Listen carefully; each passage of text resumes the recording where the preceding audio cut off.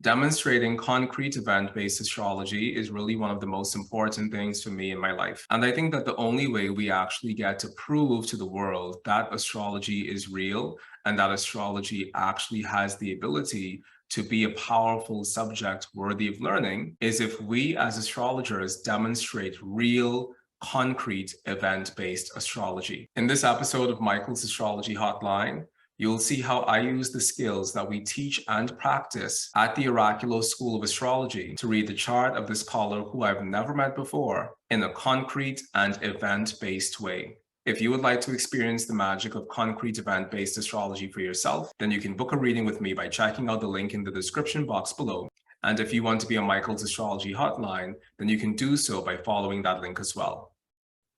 We have a caller on the line, and I am super stoked to be reading her chart. Hi there. Hey, Mychal. How are you? I'm really good. Really excited to be here.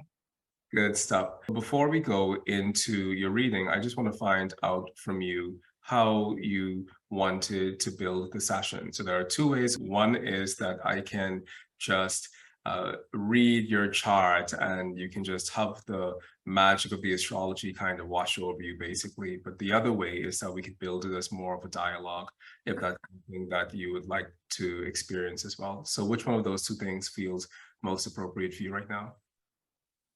I'd really love to let it wash over me. I just want to get as much out of this as possible. So yeah, I'll let you take the reins. Awesome. Good stuff. All right, so here we have your chart on the screen, and just to confirm the birth information, you're born the 8th of April, 1997 at 6:32 p.m. in Elk Grove Village, Illinois, correct? That's correct, yeah. So here we have 9 degrees Libra rising, 37 minutes. Within the context of traditional astrology, we usually start by taking a look at the ascendant. And the reason why we look at the ascendant is because the ascendant represents your entry point into this material world. So from the ascendant, we're going to take a look at how you navigate the other areas of your life that are represented by the other 11 houses.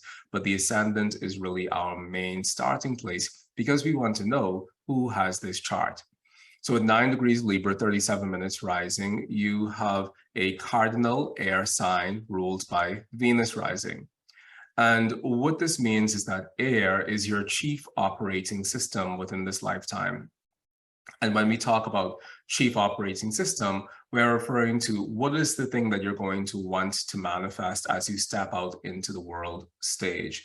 Now, whether or not your chart actually supports you in manifesting that is something completely different. But as a means of beginning, what is the thing that your soul is really wanting to manifest? And when we see air being someone's chief operating system, it says that communication and interacting with the world, not just from a cerebral communicative place, but also from a place of forming genuine connections with others from the perspective of communication is something very important to you. And this could be a drive that you manifest within your life in terms of entering a communicative field or doing something with others where you're working centrally in the middle of a team, or just allowing yourself to be a buffer essentially where people can bounce their ideas off of and know that you'll be able to give them really genuinely good advice. So when we see air signs rising, we automatically think about the communicative faculty being a very important thing and being a very important way how the person, you being the person, navigates the world around you. And the challenge with having that could be that sometimes the air part of that could cause any of us who have an air sign rising to be a little bit overly cerebral or overly in your head or overly trying to think about things and make things make sense from a cognitive level, and it may not necessarily land in a heart level or at a heart level. So that could be one of the things that we see as being potentially challenging. The reason why I don't think that that's a challenge for you is because you have your moon and Mercury in a conjunction. And traditionally speaking, that usually indicates someone who's able to navigate this notion of emotional thinking versus cerebral thinking in a very good and practical way. So that's the very first thing that we see simply through the air. Now, this is a cardinal air sign, and the cardinality says that this is something that you probably find yourself wanting to initiate in the world around you.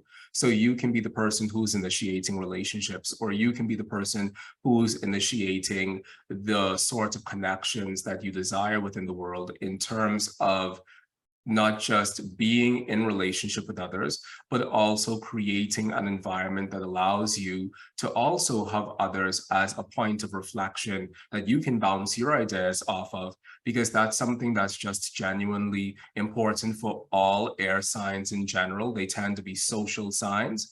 But on the other side of the spectrum, it's just something that's very important when you have a cardinal air sign, this notion of, as a result of me desiring to be in connection with others, I also don't have a problem initiating those connections.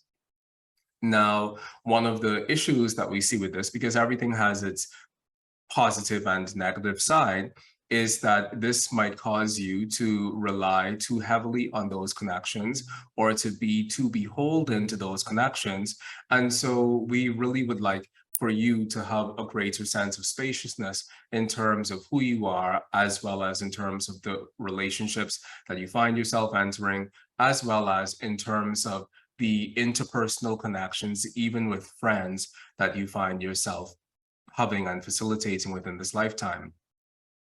Now, the last thing with your ascendant is that your ascendant is ruled by Venus. We see your Venus at 20 degrees Aries, 48 minutes in the 7th house. When we have Venus as the ruler of our ascendant, it says that we are people who genuinely want to create social, pleasing environments for other people to participate in. And so it says that you can be someone who's really good at putting things together, or you can be someone who's really good at organizing things that allow other people to have a socially enriching experience, or just to have a good time in general, because these are things that tend to matter to the Venusian.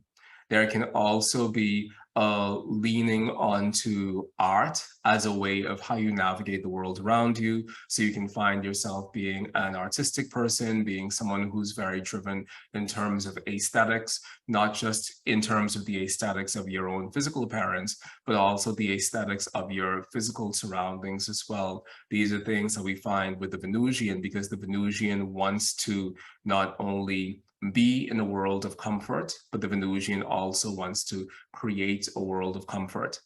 You have Venus in a Mars ruled sign, and very often when we have Venus in a Mars ruled sign, it says that we're very passionate people, we're very hot in our blood in order to make things happen.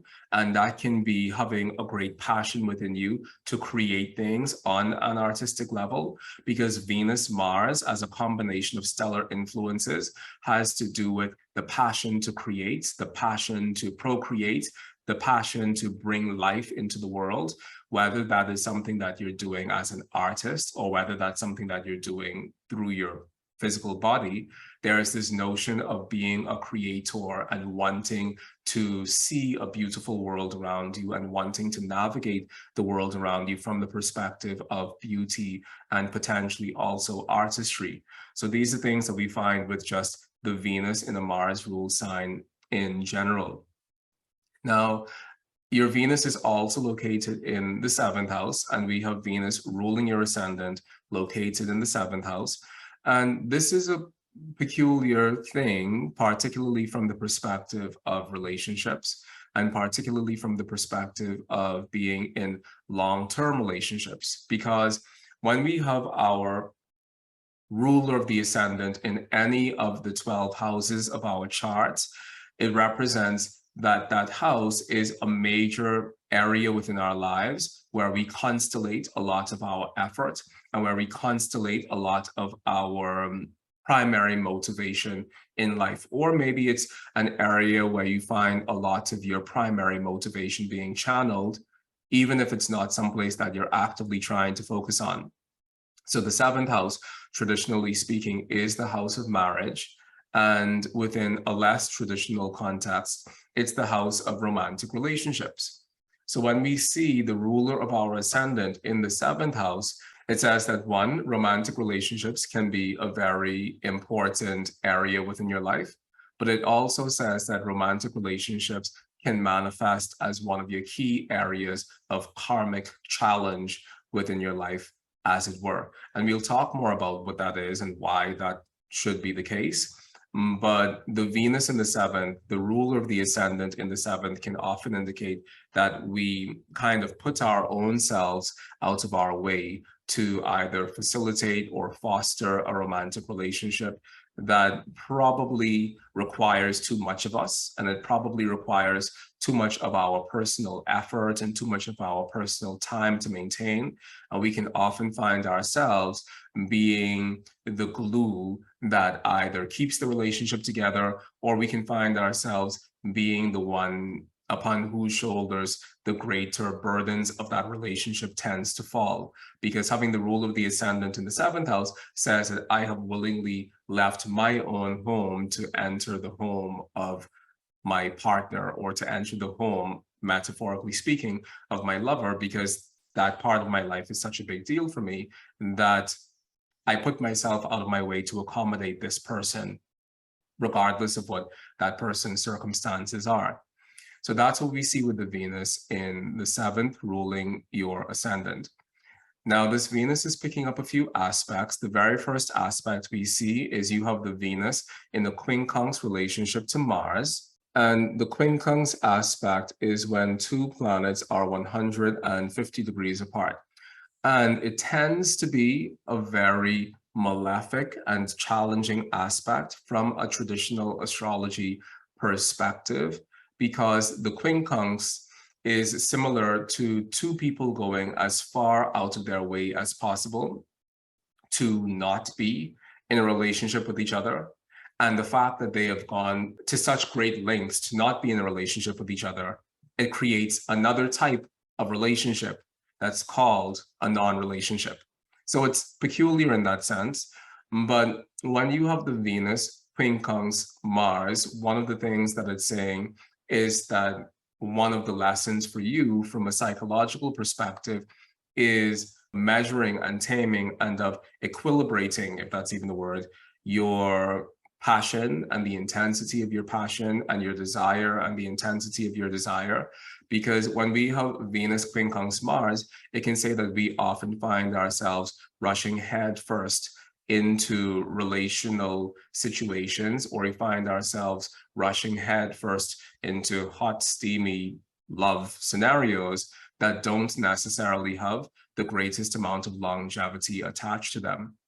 Now, another thing that you have going on within your chart that's also peculiar is that not only do you have the Venus quincunx to Mars, but you also have Venus running parallel with Mars, and I think that's your sun. Yeah. So you have Venus running parallel to Mars as well as your sun within your natal chart. And what that's saying is, one, it's amplifying the artistic need to create and the artistic need to bring things into manifestation on that level. So it's a really wonderful signature for you if you are someone interested in the arts. But on the other hand, the Venus, Mars, Sun is only further amplifying the intensity of passionate exchange that you might have with other people, and that you might have with people who you're in relationships with.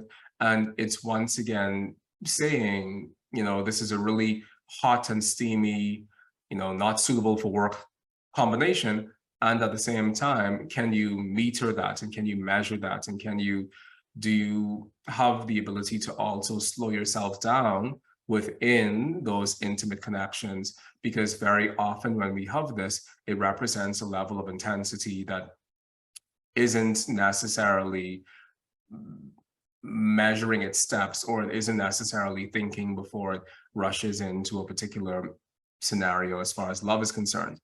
Now, that's just Venus, Mars from a universal perspective, what those two planets represent universally. However, we see this corroborating this relationship dynamic within your chart, because this Mars is also the ruler of your seventh house. And so when we have the ruler of any house in a quincunx relationship with the ruler of another house, then that represents those two things really being like oil and water in a sense. And so what this says is, once again, relationships do tend to be a major area within your life where there's a lot of learning. And admittedly, we all learn a lot in terms of our relationship scenarios. But for you, there could be a major karmic theme that keeps on coming up in terms of your relationships. Having the Mars here within your 12th house, which we know is the house of self-undoing, but we also know that it's the house of hidden enemies. It can say that it seems as if the love part of things for you has manifested in a way that hasn't necessarily felt the best, or there could be a theme in terms of partners where there's this quincunx relationship, or there's this oil and water relationship where this person is probably operating from your 12th house and really stressing you out in the process. And that's one side of the scenario.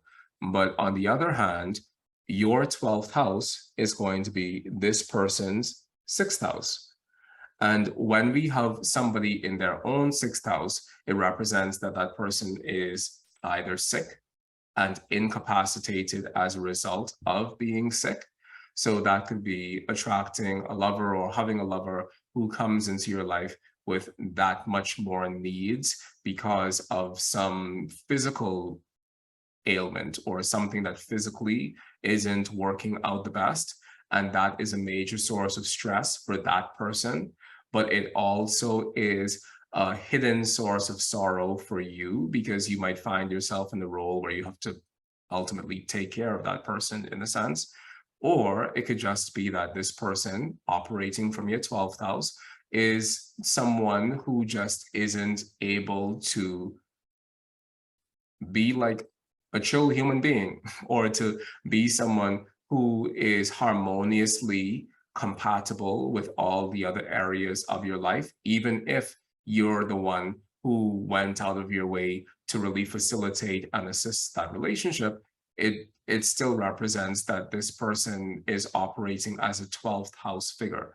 And in our 12th house, the only entities we find there are large animals, larger than a goat, or people who just really aren't the best people for us.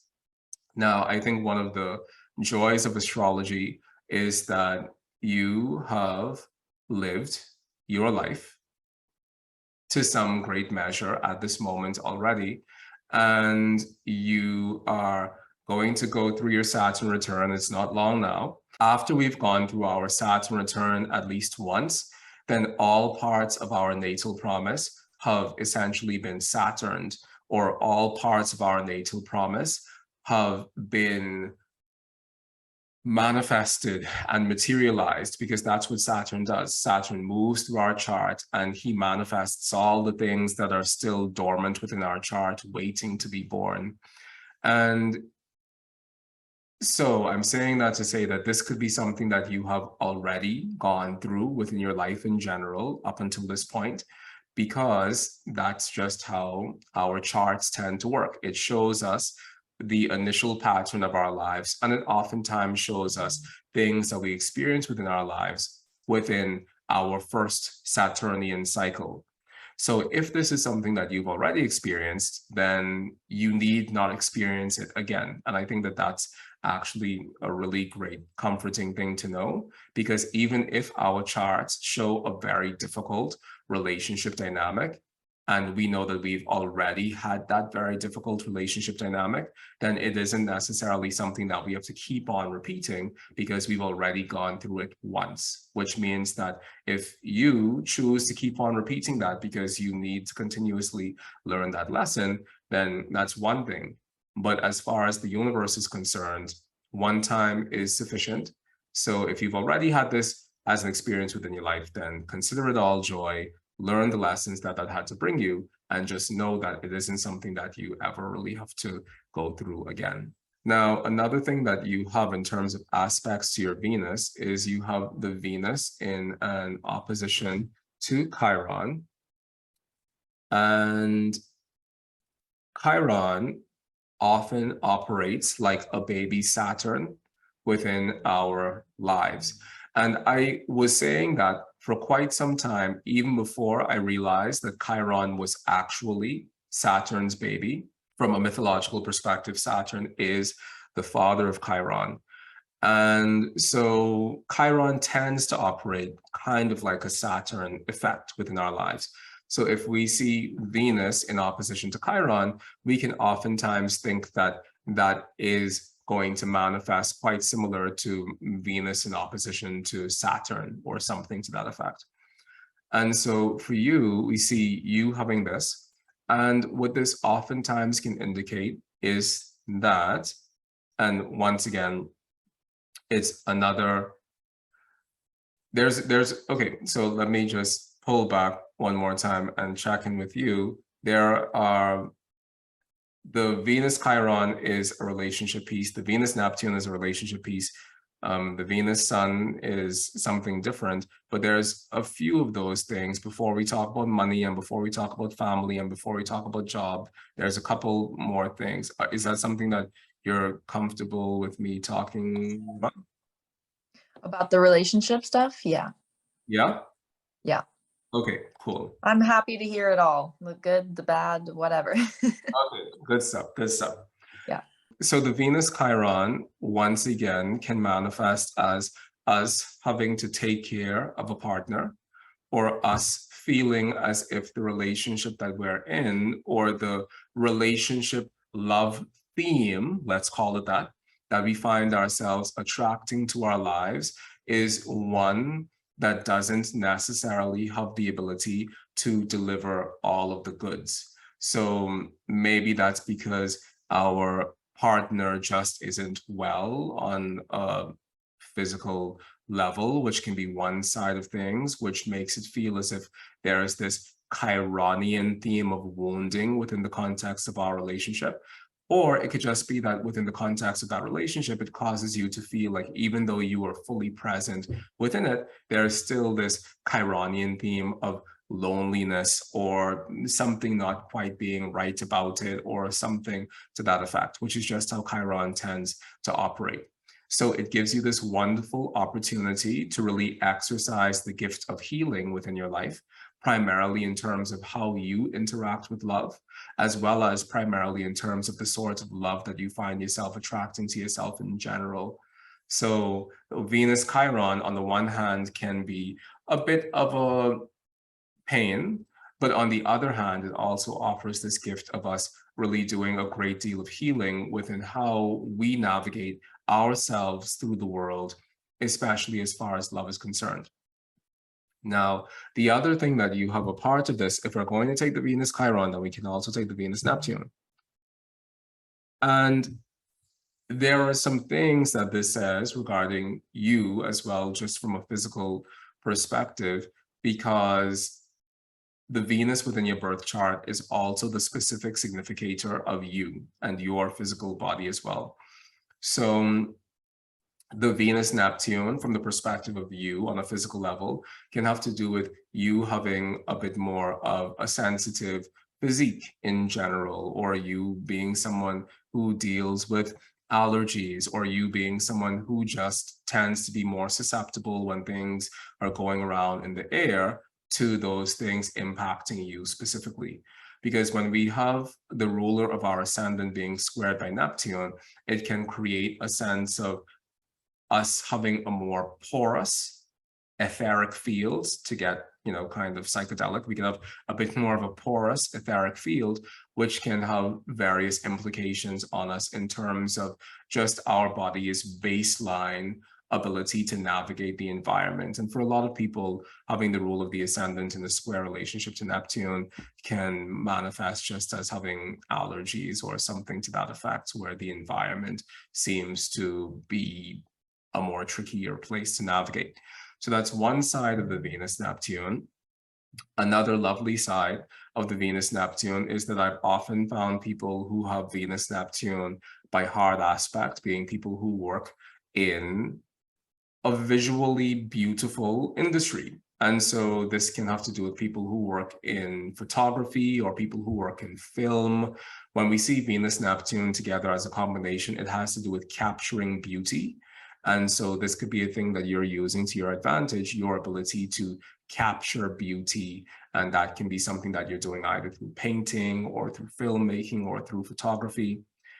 I just took a glimpse back over to your declination table, and you also have your Mercury in a contra-parallel relationship with Jupiter, which is a very great combination for people who are operating within the writing or the literary arts industry. So having that, as well as having Venus Neptune, could mean that you're someone who's creating beautiful poetry, or you're creating beautiful literary work that has the ability to really speak to people in a deep way. All of these things are things that we find with these various planetary combinations. The beauty comes from the Venus-Neptune, and the gift in terms of being a wordsmith comes from the Mercury and the Jupiter in combination. We also see your Venus picking up the sextile from Jupiter.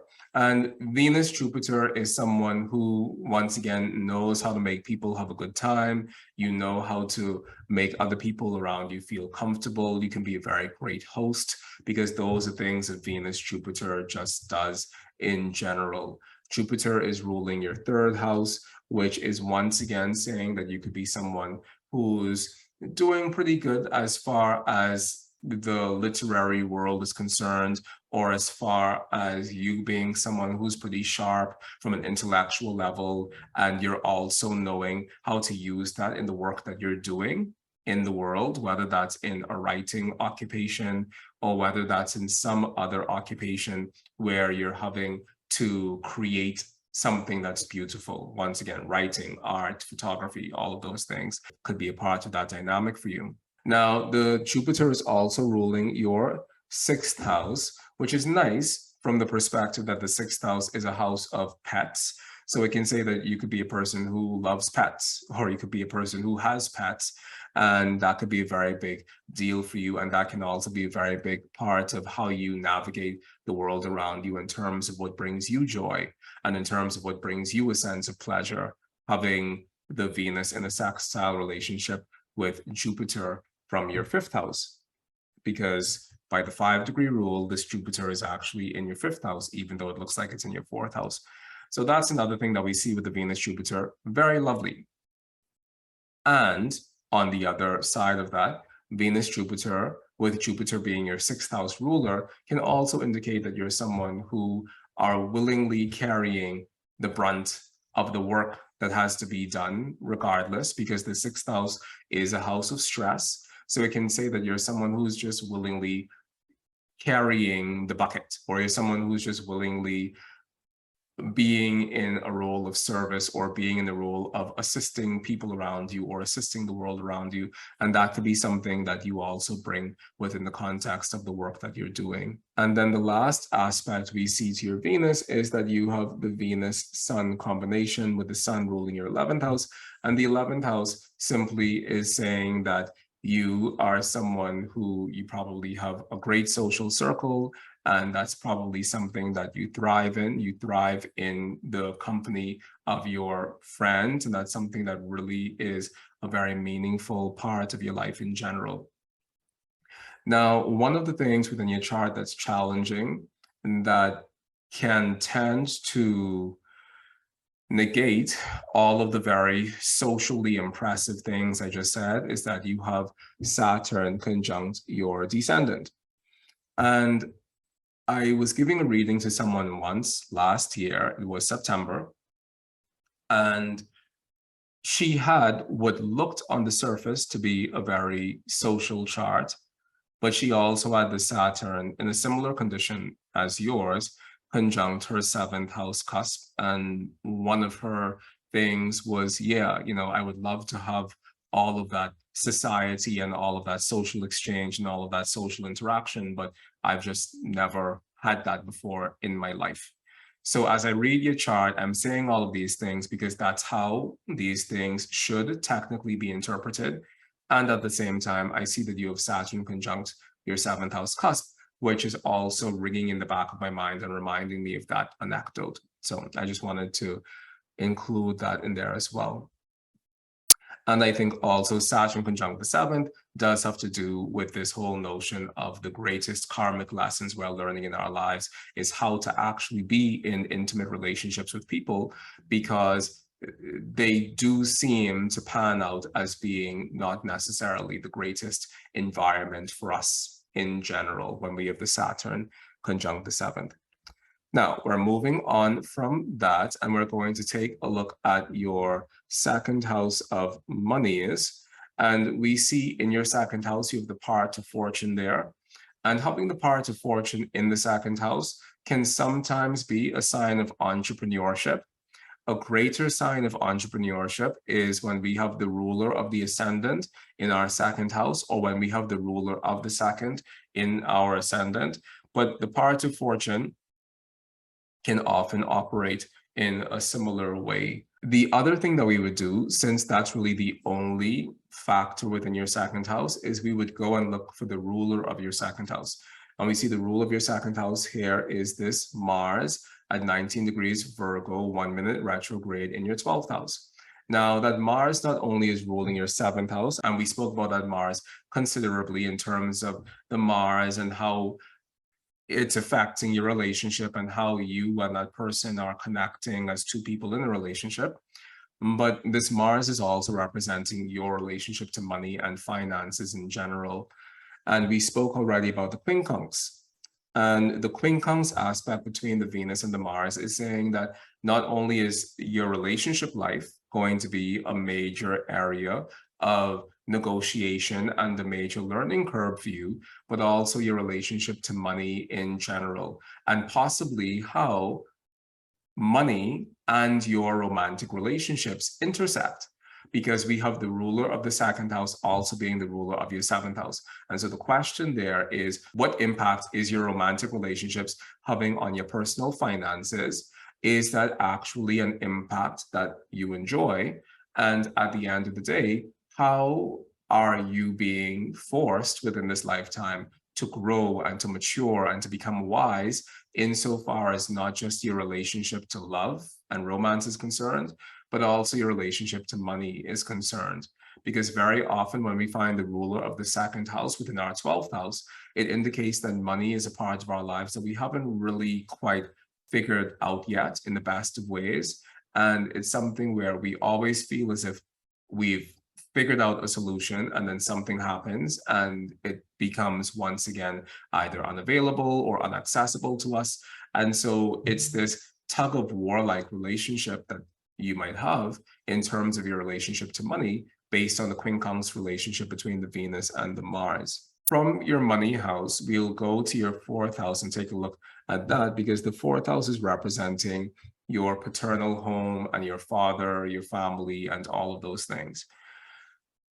Sometimes when we find Neptune in the 4th house, it represents that our father was into music, or music was something that we grew up around, or music was something that was a major factor within our families and our homes, which is and tends to be the better of the ways in which Neptune manifests within a person's birth chart, as representing a musical proclivity or a musical ability that we find being fostered within the home. That is Neptune at the best. The other side of the Neptunian story is that usually when Neptune touches things, it causes those things to fray at the seams, or it causes those things to become no more, or it causes those things to lose their central organizing thing that allows those things to manifest positively within our lives. So Neptune is a planet that we associate very often with disappointment, and Neptune is a planet that we associate very often with disillusionment.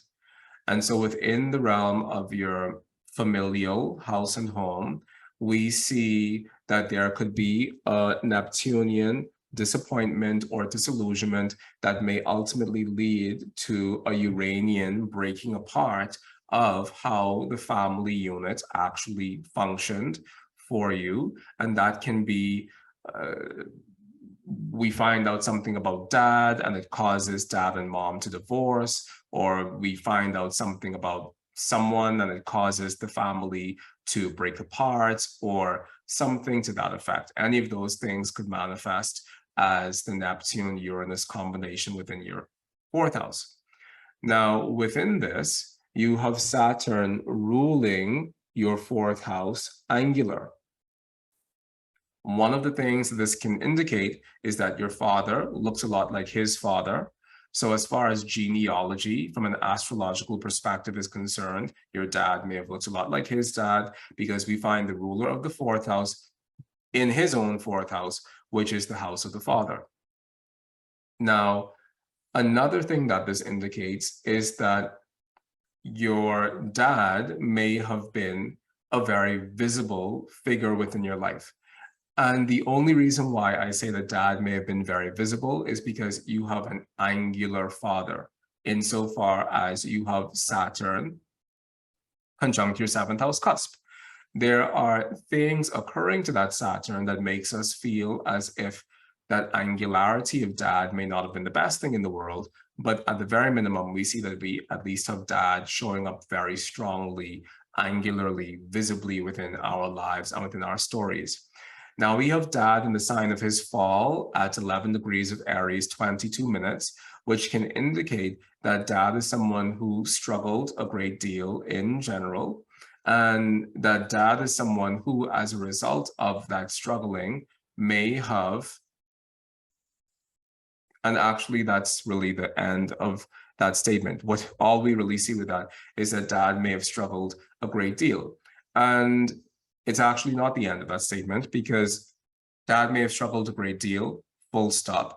This may have caused dad to be a bit of an overbearing figure within our lives. It could have also caused dad to be a very, we could even use the word or the term tyrannical figure within our lives, or someone who was just really intense to live with and really intense to grow up with, which we see less from the Saturn, and we see it more from this Sun-Pluto combination, and I dare say we see it more from the Mars-Sun-Pluto combination, which collectively is indicating the intensity of the father figure, and is also indicating this great sense of pressure that you might experience in your life in general, insofar as not only dad is concerned, but also insofar as the men within your life in general are concerned. And because we have dad conjunct your 7th house cusp, it could be an indication that the way how your father manifested could also be a way how men within your life in general tend to manifest, which is also showing up as another part of your karmic thing to negotiate or navigate in this lifetime, because it hits too close to home, basically, or the ways in which your current partners struggle are probably similar ways in which you saw your father struggle, or it's probably a similar relationship dynamic that you had between you and your father is a similar relationship dynamic that you find yourself having with just men who manifest within your life in the role as lovers in general. And that can be another learning curve that isn't necessarily the most comfortable thing, but it's a greatly illuminative thing. And it's also a greatly revelatory thing to be able to see that and to be able to spot that in terms of our interactions and how those interactions tend to carry an extension of our family thread.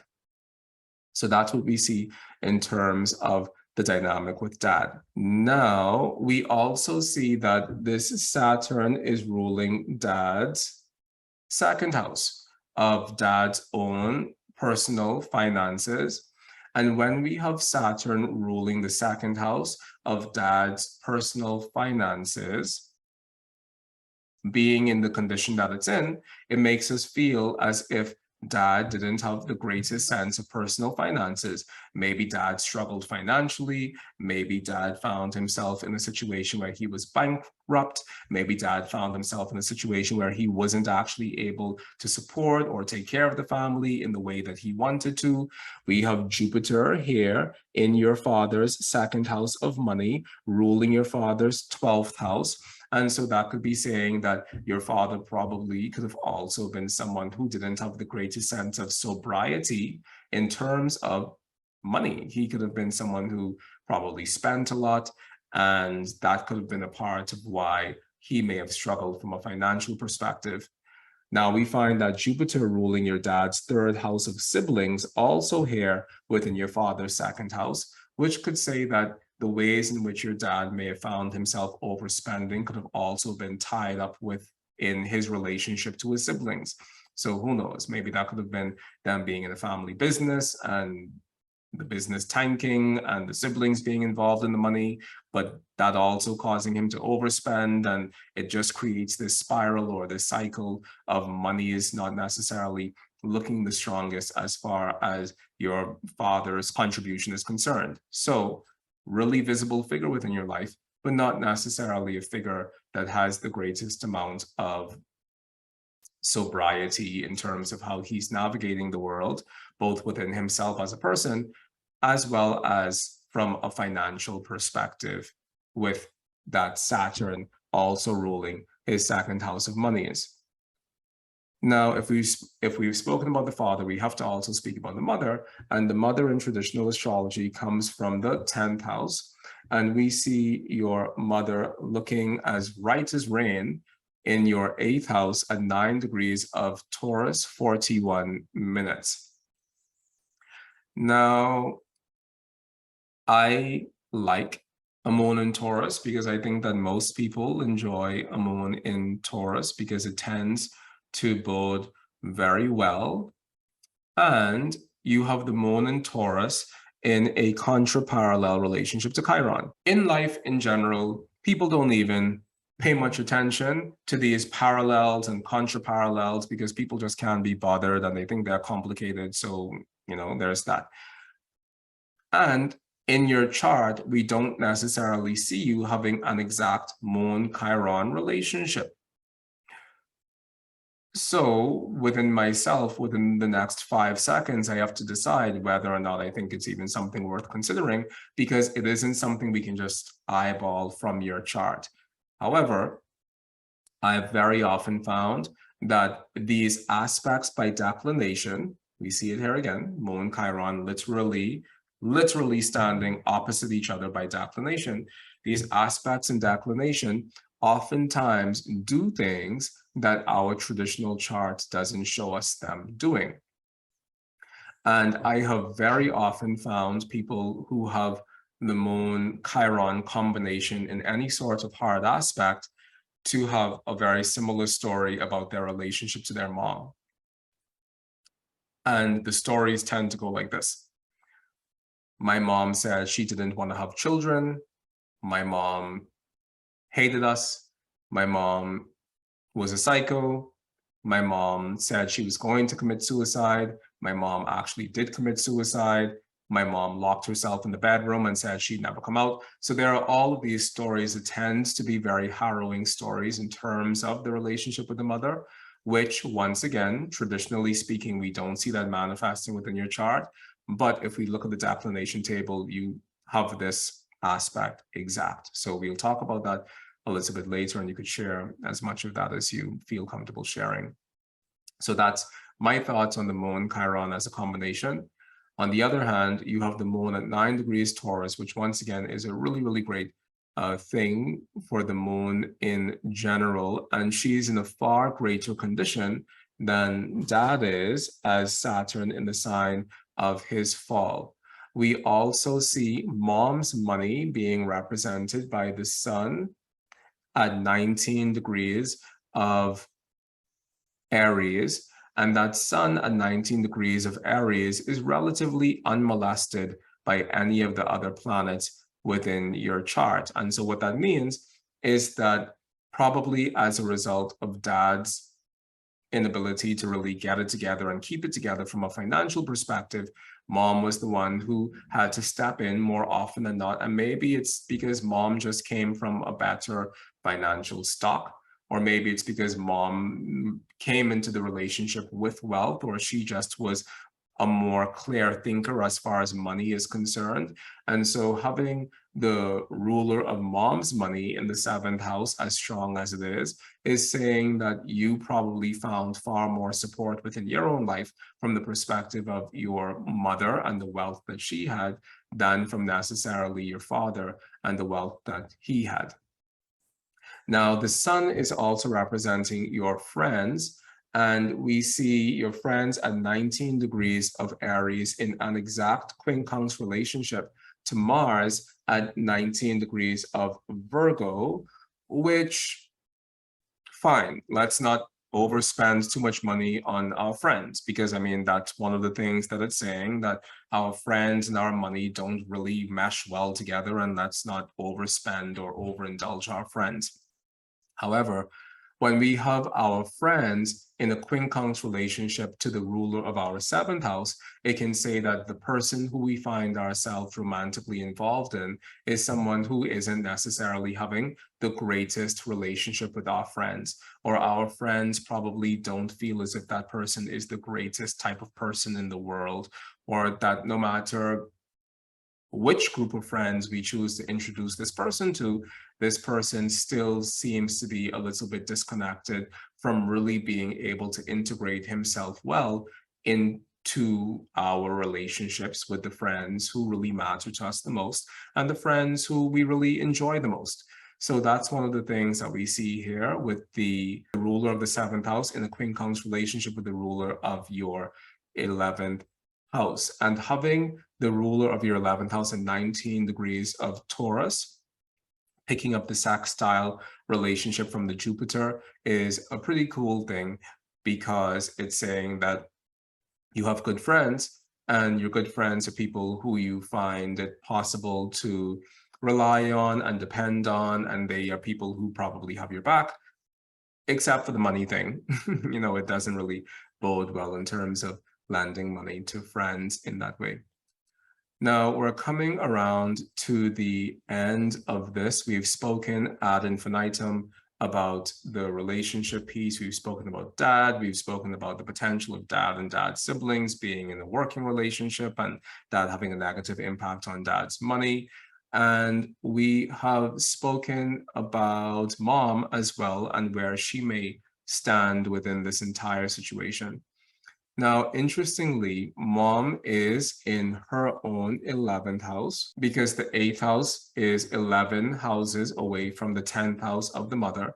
And what I'm about to say is something that I've never actually said or done before. So, I mean, who knows? This could be completely batshit crazy. But when we have mom within her own 11th house, it can indicate context. Usually when we have dad in the 2nd house, it's dad in his own 11th house. And that can indicate that dad was too busy in the world living his best life and being himself, that he didn't really have the means to settle down and settle in and really be a father in the way how we would have wanted a father to manifest. I've never actually seen that in terms of a mother before, but I guess that it could actually also bleed through, that could possibly be the case, that our mom is in her own 11th house and she's really having the time of her life and not necessarily having the means to really settle down and settle in and really be a maternal mother in the greatest sense. And this whole relationship between not only you, but also you and your parents could be such an interesting dynamic that it forces you to try to figure out stability for yourself very early on in life, because you probably didn't see that reflected that much in terms of the relationship that your father had with the home in general. And you probably didn't see that much in terms of the relationship between both of the parents in general. And so that causes you to then really be gung-ho about creating a life of stability, creating a life of means for yourself, creating a life that really feels where you really want to figure out where you're planting your heels into the ground, because that may not have been the experience that you had for yourself coming into this world as a person, basically. And so We thought that it could have been a dad situation, but we see here that it's also a situation that's bleeding through in terms of your maternal relationship as well, and how that kind of jars you or leaves you feeling a little bit unsettled. We also see that you have the moon in a square relationship to Uranus, just as a natal factor. And that does a couple of things, but it also says that mom could be the one who's kind of touch and go, and she's here today and she's gone today. And it doesn't really make us feel as if we can settle into the shape of a stable sense of interaction between ourselves and her. Now, this moon is also ruling your 10th house, and by ruling your 10th house, it's also ruling your career. And it's saying that your relationship to career could be something that's really important to you, and that you can do very well in terms of Taurus things. You have the moon in Taurus, and so that can be cooking, for example. Cooking is a very Taurian thing. Taurus rules the esophagus, and it rules the throat as a region and all the things we put into our throat as far as food is concerned. So that could be representing that food could be something that you're having a good time working with. It could also represent that gardening and working with the world, working with the material, physical world in general, could be things that you find yourself attracted to as far as a physical material work is concerned. And the moon square Uranus could say that you find yourself filtering through many odd jobs within your lifetime, because it doesn't really give you the ability to, say that this is the job I'm doing and this is the only job I'm going to do. We find the sense of filtering through jobs, and maybe you find yourself acquiring a lot of different things and tools that become a job for a season, and then they die and they get changed with something else, which could be very exciting for you. You are a person who has Venus at 20 degrees Aries. And so that excitement could be something that you enjoy, because that excitement also gives you a sense of freedom. And you have to just check in with yourself and find out whether or not it also gives you the greatest sense of personal stability. You have Mercury ruling your 9th house. The 9th house is the house of higher education. Mercury is here at 7 degrees of Taurus in your 8th house of debt. I think it goes without saying that higher education is a very expensive thing, and many people have their 9th house and their 8th house, their 9th house ruler and their 8th house of debt, because school just costs a lot of money. But you also have this Mercury in a square relationship to the Uranus, which can say that your higher educational studies may have been something that were cut short, or your higher educational studies may have been something that ended abruptly, or you might have decided, hey, I'm too smart for this. I don't actually want to be here. I can figure life out by myself. And you may not have really have done well within that sort of environment, basically. Mercury-Uranus is a wonderful connection, or a wonderful combination for people who are inventors, or people who are quick problem solvers, or people who just understand puzzles and stuff. Mercury-Uranus is a great combination for the code cracker, the biotech hacker, and all of the things. And it's also a great combination for the astrologer, because Mercury-Uranus represents your mind being able to do the very quick processing on the spot, to be able to decode the mystery that's before you. So it's a really great combination in that sense. And it's also a great combination from the perspective of self-guided learning. So, you can teach yourself a lot of things, and at the same time, it's also a combination that says that you can teach yourself something as long as you're interested, and then you drop it because of something else that you find very interesting.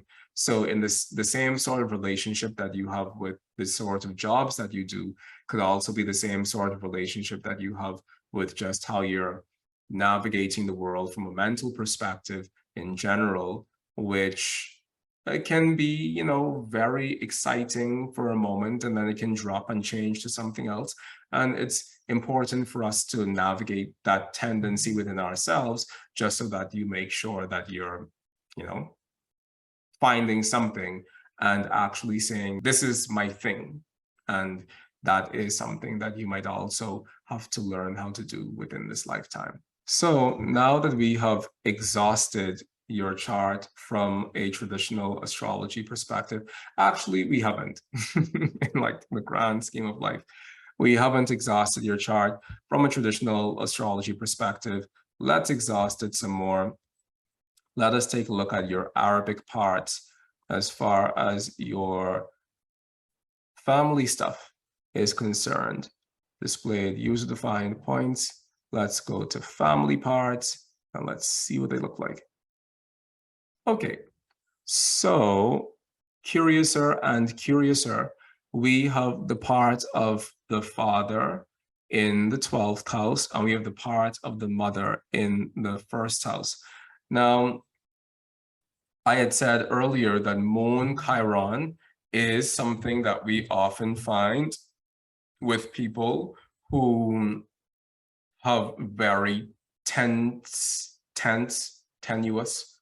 relationships with their mother.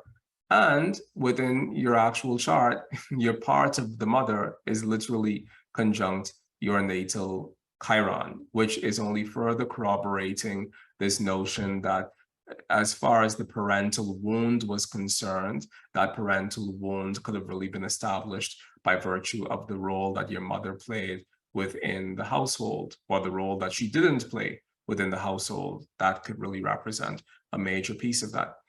Having your dad in the 12th house is interesting as well, because the maternal story seems to be a complicated one. The paternal story seems to have become made complicated as a result of what the maternal story was. So in my mind, how I'm rationalizing this is that the dad thing probably became complicated because of the mom thing.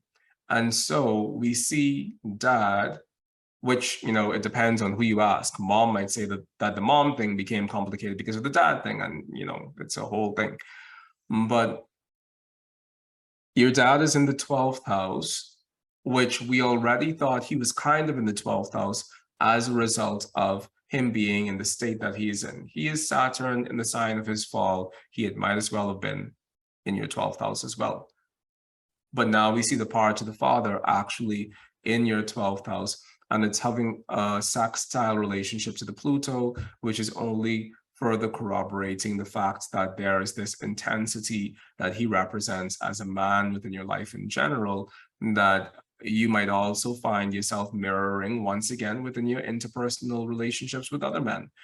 And the reason why I say that is because we have not only the ruler of your 7th house in your 12th house, but we also have the part of your father in your 12th house as well. So this is like a double confirmation of these things within your life. Now, the next thing that we're going to do with this is we're going to take a look at your midpoint listing. So let's take a look at your sun, moon, 655, 655. Okay, so here we see a confirmation of something we saw earlier. We have Chiron is on your sun, moon, midpoint. We also have Neptune on your sun, moon, midpoint.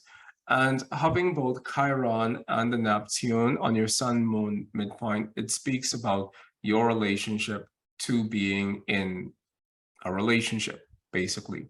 In the best manifestation of human existence, having those two stellar influences on your sun, moon, midpoint could indicate that you're in a relationship with someone in the medical profession, or you're in a relationship with someone who dives, someone who is like a marine biologist, or someone who's working with the ocean or something to that effect, which would be more the Neptunian thing and not the Chironian thing. So if you're working with a marine biologist, he might still be a Chironian type of person who makes you feel not really that supported. And if you're working with someone in the medical profession, then that explains those two influences together, the Chiron and the Neptune. So that could be, or if you're in a relationship with someone who's in the medical profession, then that would explain those two influences together, the Chiron and the Neptune.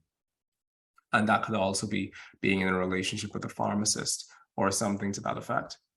Now let's go smaller, 5.625.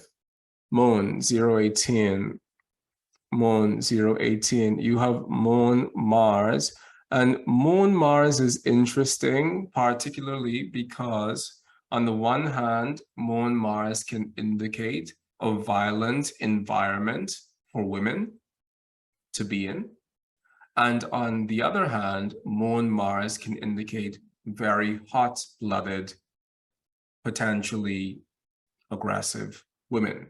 And so this could tie, let's see, what else do you have there? You have Saturn, you have Mars, you have Moon. So this is really a peculiar combination. You also have the Moon on your Mars, Saturn midpoint, which we usually see that in terms of digestive issues in people, because the Moon is representing the digestive system in general, and the Mars Saturn midpoint is representing one of the places within our bodies that tends to be a little bit funky. And let's see if you have anything else going on within your chart specifically that would talk about that. You have the Moon, Mercury squaring the Uranus. So that can be a very touch and go, sensitive, digestive system for you, specifically, not necessarily for your mother, but for you specifically in terms of how you process certain foods and just in terms of some level of digestive instability showing up with that. Moon Mars could speak towards it being more of an acidic sort of thing. So there could, some people have acid reflux, which is a thing that they deal with, and other people just have a very acidic time in terms of digesting food, and they can't eat particularly spicy foods as a result of that because their bodies are already overheated in that sense. So that's one of the things that we could see with Moon Mars as a combination. Now, the other thing that you have going on here is your Sun Moon is at 117. 117, we have the Sun Moon and we have Jupiter on your Sun Moon midpoint. I usually like to believe that that's a wonderful thing. A friend of mine who's probably an even greater astrologer than I am says that Jupiter on the Sun Moon midpoint indicates having a foreign partner. So you have a partner who's not from where you're from, and he's not from your city, he's like not from your country in general. So it indicates having a foreign partner more often than not when we have Jupiter on the Sun Moon midpoint, and you also still have the Chiron there, and you also still have the Neptune there, which is, it's a bit of a complicated thing to have on our Sun Moon midpoint. And what else do you have going on? Venus at 355 as far as you have Venus Mercury. So we didn't even see that in your traditional natal chart, the Venus Mercury. However, you have Venus Mercury on a midpoint listing, which is definitely good for someone who's writing poetry or who's writing in a beautiful way. It's a wonderful combination for that. And that's something that you can invest more of your energy into if that's not something that you're already doing. As I look at this, you have the Ascendant on your Sun Saturn midpoint, which can have to do with the father in the environment being a major source of blockage or inhibition, or being a major source of what was heavy and burdensome in terms of the environment in general, which is pointing back to dad being a major, I don't want to say pain in your flesh, but being a major factor within the environment, not necessarily being the most peaceful place, as it were. Your Ascendant midheaven is on your Venus Saturn, which could very much indicate that your environment, just in terms of as a household that you came from in general, was one that had this separation between lovers and your environment. Let's see if you have the Sun Moon Quincunxes, because usually that's another thing. No, you don't have the Sun Moon Quincunxes at all. But ultimately, what it could be indicating is that your early childhood environment could have been one where there was divorce possibly between the parents that really shifted the entire trajectory of what the homestead looks like. And because you are here as Venus conjunct the sun, it might have been the mother who represented the more stable homestead in terms of what she was able to give you from a financial perspective. And dad was probably the one who struggled more as a result of it, even though we do see that the relationship between you and mom was still a little bit on the choppier side as far as that's concerned. Okay, I'm done. Wow.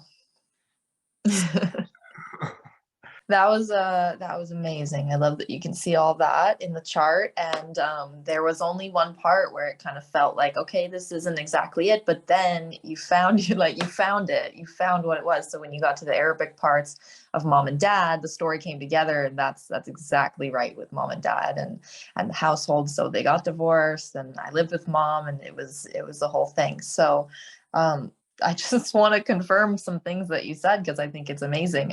My partner is from a different country. He is a scuba diver at heart and is studying Ayurvedic medicine. and it's very cool hearing you talk about the poetry and the beautiful writing, because I think that was something I was really into when I was younger. And in school, I got a lot of praise for my writing. That just came naturally. And it's encouraging. So I'm going to do that more. I'm going to bring that back up. I was into photography, capturing beauty in that way.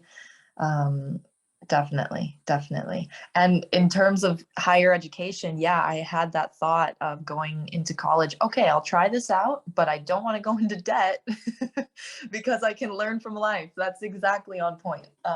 Yeah, definitely really on point, really beautiful to hear it articulated the way that you've just put it and read my chart to me. That is amazing. Yeah. Awesome.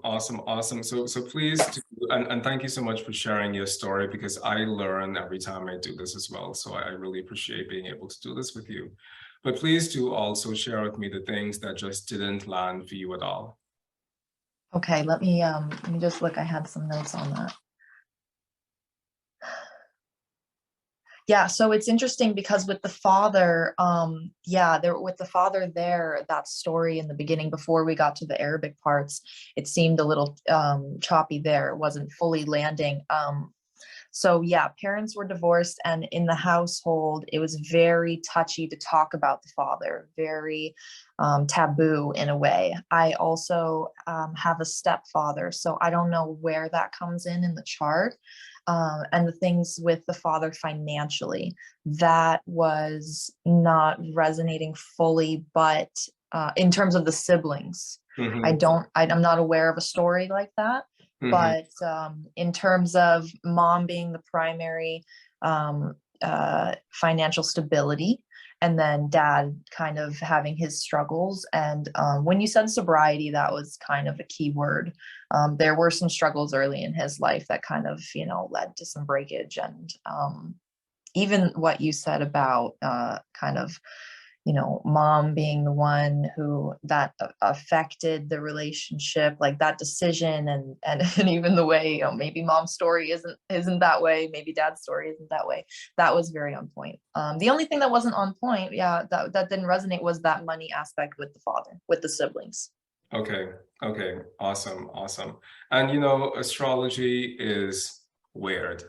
And so what I do is I personally try to latch on to a story as quickly as possible, and then I continue to look for things that amplify or bolster that story. But I mean, sometimes it just doesn't work because it's such a broad topic, and the magnitude of astrology is so much bigger than anything that I could ever do. So you're speaking to me right now. It furthers me along my path of understanding how some of these things work together. Beautiful. That's great. It did all come together in the end as well. The further that you got into it with the Arabic parts and beyond that, the story came together like perfectly. It really articulated it well. So yeah. Awesome. Awesome. So what I want to ask you, just in case, and you could let me know if this is something that you just don't want to talk about and that we could not talk about it. But there's a lot of your chart that is centralizing the seventh house karma and the seventh house story, and how did that really land for you? And possibly not even within this relationship, but in previous relationships before this one. Definitely resonated. I am, of course, very relationship oriented in my life. I'm currently in a relationship, and I think in terms of the karmic lessons, I definitely see them playing out in the current relationship, past relationships especially. It is hopeful to hear that, you know, those lessons don't need to be repeated. If I learn them, I feel like I am learning them. But yeah, definitely within relationships, I do feel that I carry them. I kind of say, you know, I'm the rock. I'm the rock in the relationship. And sometimes it does feel lonely. Yeah. When you talked about that Chiron, it does feel like even though I'm in this relationship that does you know, I enjoy, and I'm in it because I want to be here, it does feel like there's some wounding or there's some loneliness. So that was incredibly on point with all the relationship stuff. Yeah. I learned so much from being able to hold and curate your story, and thank you so much for being able and being willing to allow me to be in that position, because like I said, the more you share, the more I learn, and it's always so humbling to hear what you have to say after me diving in and really pulling out from it as much as I can within the context of my ability. So thank you, thank you, thank you. And thank you. It was really inspiring and really a blessing to be in this space with you and to have my chart read. So I really appreciate it. Thank you. You're very welcome.